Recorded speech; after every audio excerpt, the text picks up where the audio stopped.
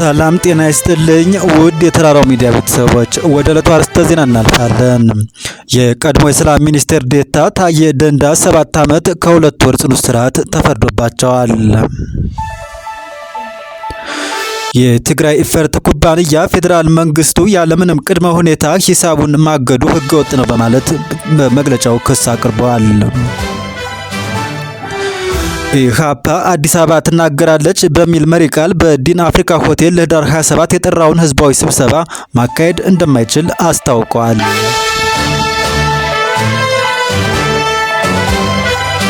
የኤርትራ መንግስት ፍርድ ቤት ሳይቀርቡ ለ18 ዓመታት እስር ቤት ታስረው የቆዩ 13 ሰዎችን ትላንት እንደለቀቀም ታውቋል።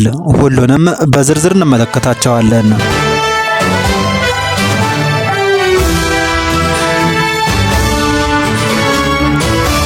ቀዳሚ ወዳደረግነው መረጃ ስናልፍ የቀድሞ የሰላም ሚኒስትር ዴኤታ ታዬ ደንዳ 7 ዓመት ከ2 ወር ጽኑ እስራት እንደተፈረደባቸው ታውቋል። የፌዴራሉ ከፍተኛ ፍርድ ቤት ልደታ ምድብ ችሎት ዛሬ በዋለው ችሎት የቅጣት ውሳኔውን ያስተላለፈባቸው ሲሆን ከዚህ ቀደም ጥፋተኛ በተባሉበት የጽና ፈቃድ የሌለው የጦር መሳሪያ ይዞ መገኘት በሚለው የክስ ጭብጥ መሆኑ ታውቋል።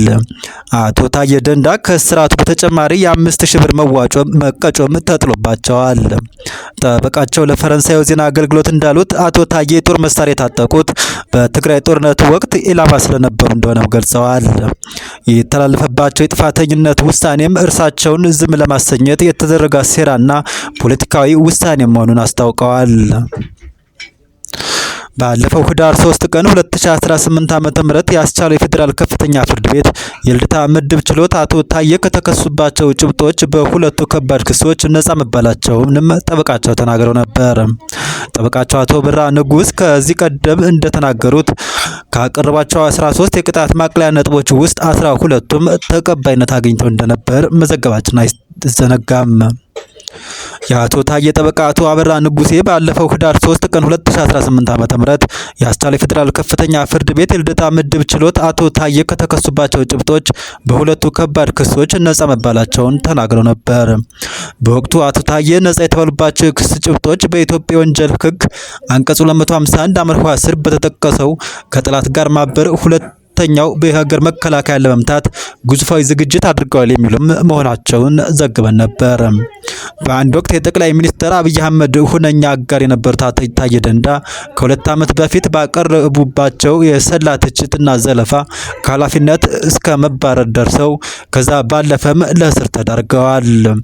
አቶ ታዬ ደንዳ ክሱን ለመከላከል ጠቅላይ ሚኒስትር አብይንና የአዲስ አበባ ከተማ አስተዳደር ከንቲባን አዳነች አበቤን ጨምሮ 5 መከላከያ ምስክሮችን የጠሩ ሲሆን 3 ምስክሮች ባለመገኘታቸው የምስክር ቃላቸው ሳይሰማ መቅረቱንም ጠበቃቸው አበራ ንጉስ ተናግረዋል።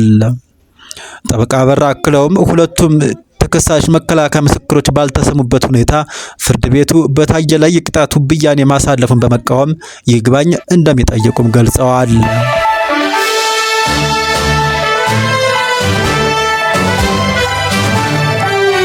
የትግራይ ኢፈርት ኩባንያ ፌዴራል መንግስቱ በስሩ የሚተዳደሩ ሁሉንም ኩባንያዎች የባንክ ሂሳብ ያለምንም የሂሳብ ምርመራ ከህዳር 24 ጀምሮ ማገዱ ህገወጥ ነው በማለት ትላንት ባወጣው መግለጫ ተቃውሞውን ገልጿል።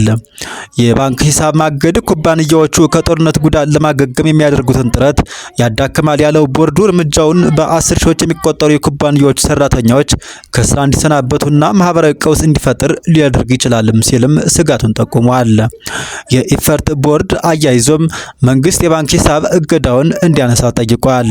መንግስት በጉዳዩ ዙሪያ ይህ ዜና እስከተጠናቀረበት ሰዓት ድረስ በይፋ ለህዝብ የሰጠው ምላሽ የለም።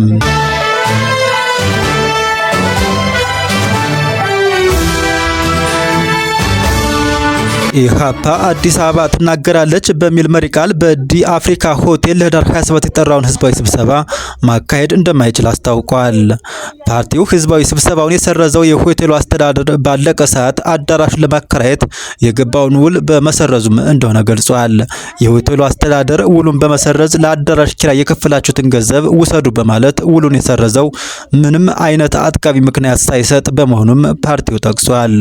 የሆቴሉ አስተዳደር ከቁጥጥር ውጭ የሆነ ሁኔታ ካላጋጠመ በስተቀር በመጨረሻው ሰዓት ውሉን እንደማይሰርዝ እንረዳለን ያለው ፓርቲው ከሆቴሉ ውሳኔ ጀርባ የመንግስት ስውር እጅ ሊኖርበት እንደሚችልም ጥርጣሬ እንዳለው ጠቁሟል።